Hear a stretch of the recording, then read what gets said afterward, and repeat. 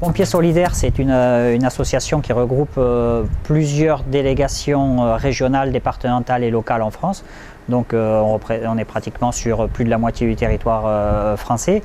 C'est une ONG de solidarité internationale dont le but principal c'est d'aider les populations du Sud. On fait beaucoup d'éducation préventive communautaire sur tout ce qui est la gestion des risques par les communautés. On fait des programmes de gestion et de valorisation des déchets sur des pays comme Madagascar. Et on a également une unité de secours international pour venir à l'aide des populations qui peuvent être touchées par des catastrophes naturelles ou industrielles. Alors lors de conflits armés, on n'intervient pas sur le lieu du conflit armé. Par contre, on intervient par exemple sur des camps de sinistrés liés à des conflits armés. Nous sommes en préparation pour une mission sur la Jordanie pour venir en aide aux réfugiés syriens.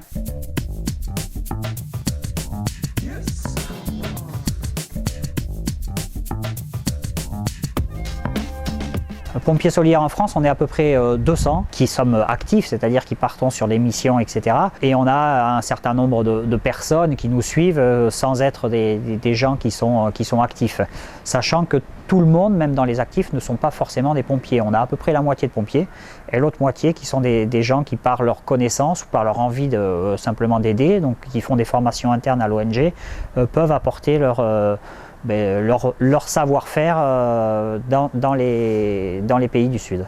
Alors tous les gens sont des bénévoles, donc on essaye de faire en sorte qu'il n'ait pas à poser plus de 2 semaines de congé, sachant que sur des missions, les missions en préparation sur la Jordanie seront des missions de 23 jours parce que les rotations font qu'on ne pourra pas les réduire en dessous. Donc ça veut dire que certaines personnes, sur leurs 5 semaines de congé annuels, vont en poser 4 pour partir bénévolement aider des populations qui souffrent. On a des appuis institutionnels, de conseils régionaux, de conseils généraux, comme ici les Pyrénées-Atlantiques, qui nous soutiennent dans nos missions de secours d'urgence. On a des entreprises qui nous soutiennent et il y a aussi un certain nombre de manifestations d'organiser de façon aussi à récolter des fonds. Donc en gros c'est un tiers.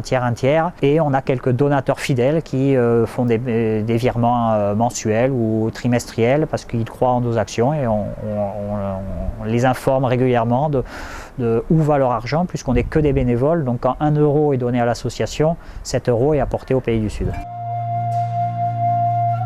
Notre mission nous amène à Ambaton-Drazak, dans la région de l'Alaotra-Mangoro, une ville de 100 000 habitants où 70% de la population vit en dessous du seuil de pauvreté. Souvent, on s'appuie sur des partenaires qui sont localement sur place. Sur le Pérou, on va travailler maintenant sur des bidonvilles, le plus gros bidonville d'Amérique du Sud.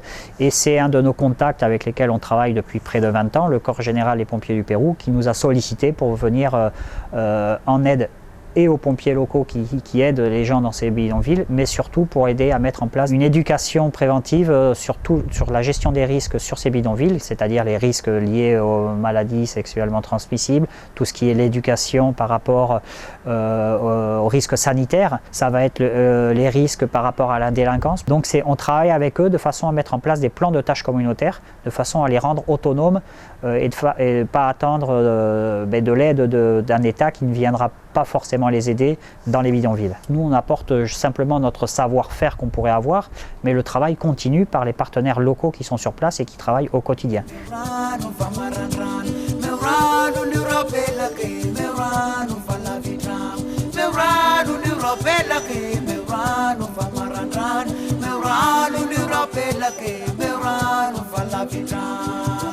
Pompiers solidaires, délégation Pays Basque Béarn, comporte environ une 30aine de membres. Alors donc on retrouve de tout, aussi bien des hommes que des femmes. Donc c'est vrai que la majorité des membres arrivent du monde des pompiers, mais on retrouve également du personnel santé, des photographes, des électriciens. Donc c'est vraiment ouvert à tout le monde. La langue, il n'y a pas de problème puisque dans les pays où on intervient, on a souvent des traducteurs. Donc la langue, ce n'est pas un problème. Si on maîtrise plus de langues, bien sûr, ce n'est que mieux, mais on ne demande pas aux membres de posséder plusieurs langues. Donc après, au niveau conditions physiques, il n'y a rien de particulier. Bon, après, c'est vrai qu'on a 2 types de missions en fait. On a une mission d'urgence, où là, c'est vrai qu'on est sur le terrain. Donc on est amené à dormir un petit peu sur le terrain, donc dans des tentes. Donc là c'est vrai qu'il faut un minimum de conditions physiques.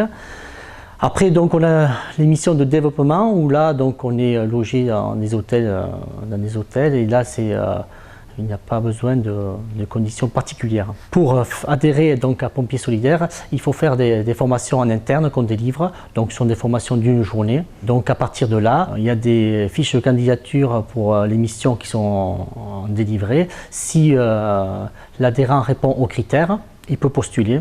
Il faut effectivement être actif, donc au-delà des formations, il faut être adhérent actif. Actif, donc ça veut dire participer à différentes manifestations durant toute l'année. Alors la formation, on a deux types de formations. Une formation de formateurs, donc éducation préventive communautaire. Donc là c'est pour les délivrés de la formation. Et ensuite un autre type de formation qui est pour être adhérent et pour partir en urgence, pour faire partie de la composante d'unité de secours internationale. Donc là, on montre le matériel, on montre avec qui on va travailler, nos différents partenaires sur le terrain, comment il faut se comporter aussi à l'étranger. Voilà, un petit peu tout ça.